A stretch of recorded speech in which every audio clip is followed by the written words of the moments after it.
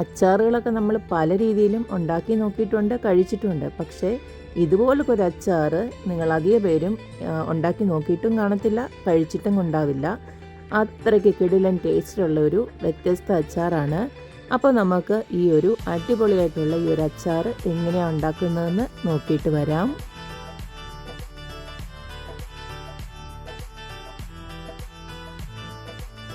നമ്മൾ വ്യത്യസ്ത രീതിയിലുള്ള ഒരു അച്ചാറാണ് ഉണ്ടാക്കുന്നത്. അതിന് വേണ്ടിയിട്ട് ഉണക്ക ചെമ്മീനാണ് വേണ്ടത്. അതിനിപ്പോൾ ഇതുപോലെ ഒരു പാക്കറ്റ് ചെമ്മീൻ ഇതുപോലക്ക് ഈ ഒരു ഫ്രൈങ് പാനിലോട്ടൊന്ന് ഇട്ട് കൊടുക്കുകയാണ്. ഇതിനെ നമുക്ക് നന്നായിട്ടൊന്ന് വറുത്തെടുക്കണം. പാൻ സ്റ്റവ് ഓണാക്കി കൊടുത്തിട്ടുണ്ട്. ഇതുപോലക്ക് ഇതൊന്ന് നന്നായിട്ട് മൊരിഞ്ഞ രീതിയിലൊന്ന് വറുത്തെടുക്കണം നമുക്കിത്. ആക്ച്വലി ഇത് നല്ല ക്ലീൻ ചെയ്തിട്ടുള്ള തന്നെ ചെമ്മീനാണ്. ഇതിനകത്ത് ഇങ്ങനെ തലയും ഒന്നും കാണുന്നില്ല. ഇതിനകത്ത് ജസ്റ്റ് അതിൻ്റെ ഒരു പൊടി മാത്രമേ ഉള്ളൂ. അല്ലെങ്കിൽ ഇതിൻ്റെ ചിലതൊക്കെ ഉണ്ട്, ഇതുപോലൊക്കെയുള്ളതൊക്കെ അങ്ങ് എടുത്ത് കളയണം. അപ്പം നിങ്ങൾക്ക് ഇങ്ങനെ തലയും വാലും ഒക്കെ ഉള്ളതാണെങ്കിൽ ഇതുപോലൊക്കെ നന്നായിട്ടൊന്ന് മൊരിച്ചതിന് ശേഷം അതിൻ്റെ എന്തെങ്കിലും നമ്മുടെ മുറമൊക്കെ വെച്ചിട്ടുണ്ടല്ലോ, മുറത്തിലൊക്കെ വെച്ച് ഒരു അമ്മിക്കല്ല് വെച്ചോ എല്ലാം ഒന്ന് ജസ്റ്റ് ഇങ്ങനെ ഇങ്ങനെ ആക്കി എടുക്കുമ്പോൾ തന്നെ ഇത് മൊരിഞ്ഞുകൊണ്ട് അതിൻ്റെ അതെല്ലാം മാറിപ്പോയിക്കോളും. ഈ വേണ്ടാത്തതൊക്കെ, അതായത് ഇങ്ങനെ കിടക്കുന്നതൊക്കെ അങ്ങ് മാറിപ്പോയിക്കോളും. ഇങ്ങനെ തലയോടുള്ളത് ഓരോന്നോരോന്നായിട്ട് പിച്ചിക്കളയാൻ ഭയങ്കര മെനക്കേടായിരിക്കും. അതുകൊണ്ട് എന്നിട്ടൊന്ന് പാറ്റി എടുത്തേച്ചാൽ മതി. അപ്പോൾ ഇതിനകത്തെ പൊടികളെല്ലാം പോവും. പിന്നെ അതിന് ശേഷം ഇതൊന്ന് കഴുകി എടുക്കണം. അപ്പോൾ ആദ്യം നമുക്കിതൊന്ന് വറുത്തെടുക്കാം. ഒരു 5 മിനിറ്റൊക്കെ കഴിയുന്നുണ്ടെങ്കിൽ ഇതുപോലെ ഇങ്ങനെ പൊട്ടി പൊട്ടി വരുന്ന ഒരു സൗണ്ട് കേൾക്കാം. അപ്പോൾ നമുക്ക് സ്റ്റൗ ഓഫ് ചെയ്യാം. ഇപ്പോൾ നന്നായിട്ട് ഇതൊന്ന് വറന്ന് കിട്ടിയിട്ടുണ്ട്. അപ്പോൾ ഇതുപോലെ ഞാനൊരു പേപ്പറിനകത്തോട്ട് ഇട്ട് കൊടുത്തിട്ടുണ്ട്. ഇനി നമുക്ക് എന്തെടുക്കണമെന്ന് വെച്ച് കഴിഞ്ഞാൽ ഇങ്ങനെ ഒന്ന് മറച്ചതിന് ശേഷം ഇതുപോലെ നമുക്ക് വേറെ നിവൃത്തിയില്ലാത്തതുകൊണ്ടാണ് ഇങ്ങനെ ചെയ്യുന്നത്. ഇങ്ങനെ നാക്കിയെടുക്കുമ്പോൾ അതിനകത്ത് ആ തലയൊക്കെ അങ്ങ് പിച്ചി പൊയ്ക്കോളും. എന്നിട്ട് നമുക്കിനി ഒന്ന് കഴുകിയെടുക്കണം.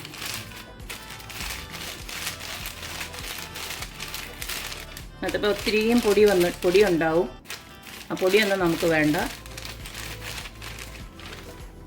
കണ്ടില്ലേ, ഇങ്ങനെ ഒന്ന് ആക്കി എടുത്തു കഴിഞ്ഞാൽ കണ്ടില്ലേ അടിയിലോട്ട് കണ്ടോ പൊടി കണ്ടോ? ആ പൊടി നമുക്ക് വേണ്ട. ഇതിൽ നിന്ന് നല്ലത് മാത്രം നുള്ളി പറക്കിയെടുത്ത് നമുക്കിതൊന്ന് കഴുകിയെടുക്കാം.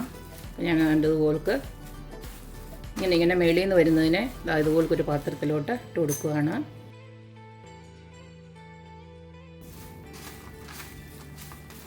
മുറമൊക്കെ ഉണ്ടെങ്കിൽ ഇങ്ങനെ പാറ്റിയെടുത്താൽ മതി, അന്നേരം എളുപ്പമാണ്. നമുക്കിവിടെ അതിനൊന്നും നിവൃത്തിയില്ലാത്തതുകൊണ്ട് ഈ ഒരു ഐഡിയയിൽ എടുക്കുകയാണ്.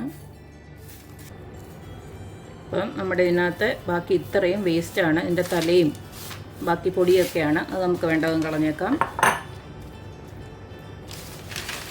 ഇതുണ്ടല്ലോ ഒരു 3-4 വെള്ളത്തിൽ നന്നായിട്ട് കഴുകിയെടുക്കണം. ഞാനിപ്പോൾ കഴുകിയെടുത്തിട്ട് കൊണ്ടുവരാം. അപ്പോൾ ഇതുപോലക്ക് ഞാൻ കഴുകിയെടുത്തു, വൃത്തിയായിട്ട് കഴുകിയെടുത്തിട്ടുണ്ട്. ഇനി നമുക്ക് ഇതുപോലൊക്കെ ഒരു തട്ടെടുത്തിട്ട് അതിലേക്കൊരു ടിഷ്യൂ വെച്ച് നമുക്കിതുപോലൊക്കൊന്ന് വെതറിയിട്ട് കൊടുക്കാം. വെള്ളമയം ഒന്ന് പോയി കിട്ടാൻ വേണ്ടിയിട്ടാണ്. വെയിലൊക്കെ ഉണ്ടെങ്കിൽ അങ്ങോട്ടൊന്ന് ഒരു 5 മിനിറ്റ് വെക്കുമ്പോഴത്തേനും തന്നെ നല്ല വെയിലുണ്ടെങ്കിൽ ഇതിൻ്റെ വെള്ളമൊക്കെ ഒന്ന് വലിഞ്ഞ് കിട്ടും.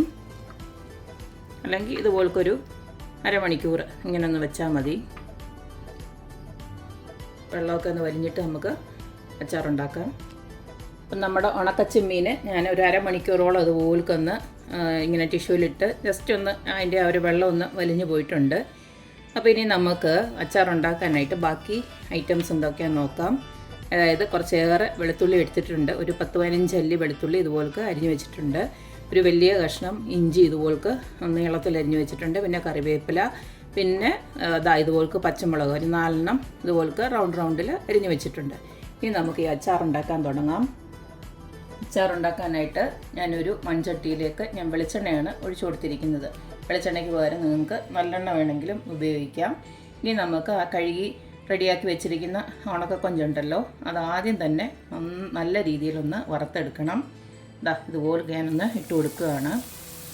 ചെറിയ തീയിൽ വെച്ചിട്ട് മതി വറക്കുന്നത്, നല്ല എളുപ്പം നമുക്ക് കരിഞ്ഞു പോകും.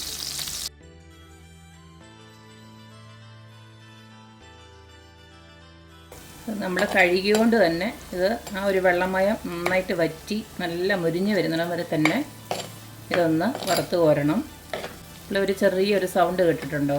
വെള്ളത്തിൻ്റെ ഒരു മയം ഇപ്പോഴും ഉണ്ട്.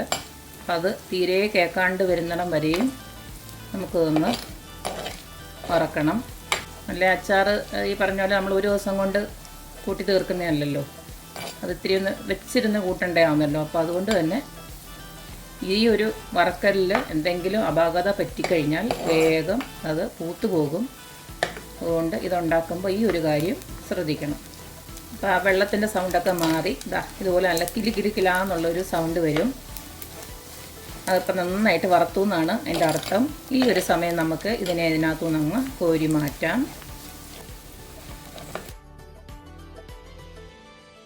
ഇനി ഈ വറുത്ത എണ്ണയ്ക്കകത്തോട്ട് തന്നെ നമുക്ക് കുറച്ച് കടുകിട്ട് പൊട്ടിക്കാം. ഒപ്പം തന്നെ കുറച്ച് ഉലുവയുടെ ഇട്ട് കൊടുക്കുകയാണ്. ഇത്രയ്ക്കേ ഉള്ളൂ.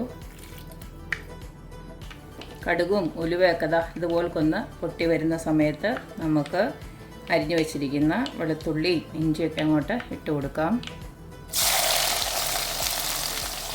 ഇതൊന്ന് വഴണ്ടതിന് ശേഷം നമുക്ക് കറിവേപ്പിലയും പച്ചമുളകും ഇട്ട് കൊടുക്കാം.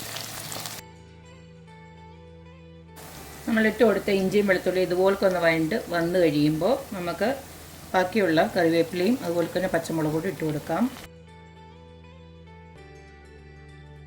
ഇപ്പം നമ്മൾ ഇട്ട് കൊടുത്തതെല്ലാം നന്നായിട്ട് മൂത്ത് വന്നിട്ടുണ്ട്. ഇപ്പം ഞാനങ്ങ് സ്റ്റൗവ് ഓഫ് ചെയ്ത് കൊടുത്തിട്ടുണ്ട്. ഇനി നമുക്കിതിലേക്ക് കുറച്ച് പൊടികൾ ഇട്ട് കൊടുക്കണം. ഈ വെളുത്തുള്ളി ഇഞ്ചിയും ബാക്കിയുള്ള ചേരുവകളൊക്കെ നന്നായിട്ട് മൂക്കണം, അല്ലെങ്കിൽ ഈ പറഞ്ഞ പോലെ പൂത്തു പോകാനുള്ള എല്ലാ സാധ്യതയുണ്ട്. ഇത് നന്നായിട്ട് മൂപ്പിച്ചതിന് ശേഷം മാത്രമേ പൊടികൾ ഇട്ട് കൊടുക്കാവൂ. ആദ്യം തന്നെ ഞാൻ കുറച്ച് മഞ്ഞൾപ്പൊടി ഇട്ട് കൊടുക്കുകയാണ്, ഒരു 1/4 ടീസ്പൂണ്. അടുത്തത് എരിവിന് ആവശ്യമായിട്ടുള്ള മുളക് പൊടി ഇട്ട് കൊടുക്കാം. ഒരു 2-3 സ്പൂൺ ഇട്ട് കൊടുക്കാം. നിങ്ങളുടെ എരിവിന് ആവശ്യമായിട്ടുള്ള മുളക് പൊടി ഇട്ട് കൊടുത്താൽ മതി. ഞാനിപ്പോൾ ഇത് കാശ്മീരി ചില്ലിയാണ് ഇട്ട് കൊടുക്കുന്നത്. നമ്മുടെ ആ ചട്ടിയുടെ ആ ഒരു ചൂടിൽ ഇതൊന്ന് ഈ ഒരു പൊടികളൊക്കെ ഒന്ന് മൂത്ത് വരട്ടെ. അടുത്തതിലേക്ക് ഞാൻ ഇട്ട് കൊടുക്കുന്നത് ഉലുവ പൊടിയാണ്. വറുത്ത് പൊടിച്ച ഉലുവയുടെ പൊടിയാണ്. നമ്മൾ ഓൾറെഡി മുഴുവൻ ഉലുവ ഇട്ട് കൊടുത്തിട്ടുണ്ട്, എന്നാലും ഇത്തിരി കൂടി ഇട്ട് കൊടുക്കാം. 1 സ്പൂണോളം ഇട്ട് കൊടുക്കുന്നുണ്ട്. അതുപോലെ തന്നെ ഒരു 3/4 സ്പൂണ് നമ്മുടെ കായപ്പൊടിയോടെ ഇട്ട് കൊടുക്കുന്നുണ്ട്. കായമൊക്കെ നമ്മുടെ കട്ടിക്കായം ഉണ്ടെങ്കിൽ അത് ചെറുതായിട്ടൊന്ന് പൊടിച്ചിട്ടിട്ട് കൊടുത്താൽ ഇത്തിരി കൂടെ ടേസ്റ്റാണ്. ഇനി ഇതിലേക്ക് നമുക്ക് കുറച്ച് ഉപ്പിട്ട് കൊടുക്കാം. ഉണക്ക ചെമ്മീൻ ആയതുകൊണ്ട് തന്നെ കുറച്ച് ഉപ്പ് അതിനകത്തുണ്ട്, എന്നാലും കുറച്ചിട്ട് കൊടുക്കാം. എന്നിട്ട് നോക്കിയിട്ടിട്ട് കൊടുക്കാം. ഇനി നമ്മൾ ഒഴിച്ചു കൊടുക്കുന്നത് വിനാഗിരിയാണ്. വിനാഗിരി കുറച്ച് ഇത്രയ്ക്ക് ഇട്ട് കൊടുക്കുന്നുണ്ട്. നമ്മുടെ ഈ ഒരു ഉണ്ടാക്കി വെക്കുന്നത് വേഗത്തിൽ പൂത്തൊന്നും പോകാതിരിക്കാൻ വേണ്ടിയിട്ടാണ്. ഒരു പ്രിസർവേറ്റീവ് മാതിരിയാണ് നമ്മൾ ഈ വിനാഗിരി ചേർത്ത് കൊടുക്കുന്നത്. ഇതെല്ലാം ഞാൻ ചെയ്തത് സ്റ്റൗ ഓഫ് ചെയ്തിട്ടാണ്. ഇനി ഞാൻ സ്റ്റൗ ഒന്നുകൂടെ ഓണാക്കുകയാണ്. ഇനി നമ്മൾ വറുത്ത് വെച്ചിരിക്കുന്ന ഒരു ഉണക്ക ചെമ്മീനൂടെ അങ്ങോട്ട് ഇട്ട് കൊടുക്കാം. എല്ലാം കൂടെ നമുക്കൊന്ന് ഇളക്കാം. ഇനി നമുക്ക് ഈ ഒരു സ്റ്റൗ അങ്ങ് ഓഫ് ചെയ്യാം. ഇനി കൂടുതലിട്ട് നമുക്ക് തിളപ്പിക്കേണ്ട കാര്യമൊന്നുമില്ല. ഇനി ജസ്റ്റ് ഉപ്പ് മാത്രം ഒന്ന് നോക്കി വെച്ചാൽ മതി. ഉപ്പ് വേണമെന്നുണ്ടെങ്കിൽ മാത്രം കുറച്ചൊന്ന് ഇട്ട് കൊടുക്കുക. ഞാനിപ്പോൾ സ്റ്റൗ ഓഫ് ചെയ്യട്ടെ. അപ്പോൾ ഇത്രയേ ഉള്ളൂ, നമ്മുടെ ഉണക്ക ചെമ്മീൻ അച്ചാർ ഇവിടെ റെഡി ആയിട്ടുണ്ട്. ആക്ച്വലി ഞാനിത് റീൽസ് കണ്ടിട്ട് ഉണ്ടാക്കിയതാണ്. കണ്ടപ്പോൾ തന്നെ എനിക്ക് ഭയങ്കരമായിട്ട് ഇഷ്ടപ്പെട്ടു. അപ്പോൾ പിന്നെ ഒന്നുണ്ടാക്കി നോക്കിയിട്ട് തന്നെ കാര്യം വിചാരിച്ചിട്ട് തന്നെ ഉണ്ടാക്കിയതാണ്. നമുക്ക് എന്തായാലും ഇതിൻ്റെയൊക്കെ രുചി അറിയാവുന്നത് തന്നെയാണ്. ഉണക്ക ചെമ്മീനൊക്കെ എങ്ങനെ ആക്കിയാലും അടിപൊളി രുചിയാണ്. മാത്രമല്ല ഇപ്പോൾ ഇവിടെ ഈ ഒരു യുദ്ധമൊക്കെ തുടങ്ങിയതിന് ശേഷം ഇവിടെ നല്ല പ്രൈസ് കൂടിയിട്ടുണ്ട് നമ്മുടെ ഈ ഫ്രഷ് മീനിനൊക്കെ. അപ്പോൾ നമുക്ക് ഇതുപോലൊക്കെ ഇച്ചിരി ഉണക്കമീനൊക്കെ ഇത് വന്നാൽ ഒരു പാക്കറ്റിനെങ്ങാണ്ട് 6 ദിർഹംസേ ആയിട്ടുള്ളൂ. അപ്പോൾ നമുക്ക് ഇതുപോലൊരു അച്ചാർ ഇതുപോലൊക്കെ ഉണ്ടാക്കി വെച്ച് കഴിഞ്ഞാൽ ഉച്ചയ്ക്കൊക്കെ ചോറിൻ്റെ കൂടെ ഇതെല്ലാം ഇത്തിരി മതിയല്ലോ, നല്ല കുശാലായിട്ട് തന്നെ ചോറുണ്ണാം. പിന്നെ ഈ പറഞ്ഞ പോലെ അച്ചാറായതുകൊണ്ട് തന്നെ ഇത്തിരി എണ്ണയൊന്ന് ഒഴിച്ചു കൊടുക്കണം, അല്ലെങ്കിൽ ഇത് കുറച്ച് ദിവസത്തേക്കൊന്നും ഇരിക്കത്തില്ല. അതുകൊണ്ടാണ് എണ്ണയും വിനാഗിരിയൊക്കെ ഒഴിച്ചു കൊടുത്തത്. നിങ്ങൾക്ക് വേഗത്തിൽ തീരുമെന്നുണ്ടെങ്കിൽ ഇത്രയൊന്നും എണ്ണ ഒഴിച്ചു കൊടുത്തില്ലെങ്കിലും കുഴപ്പമൊന്നുമില്ല. അപ്പോൾ എല്ലാവരും ഇതൊന്ന് ട്രൈ ചെയ്ത് നോക്കണം, അഭിപ്രായങ്ങൾ അറിയിക്കണം. അപ്പോൾ എപ്പോഴും പറയുന്ന പോലെ തന്നെ എൻ്റെ റെസിപ്പീസ് ഇഷ്ടമുള്ള എല്ലാവരും please like, share and subscribe. അപ്പോൾ ഇനി ഒരു അടിപൊളി വീഡിയോ ആയിട്ട് വരുന്നവരേക്കും ബൈ.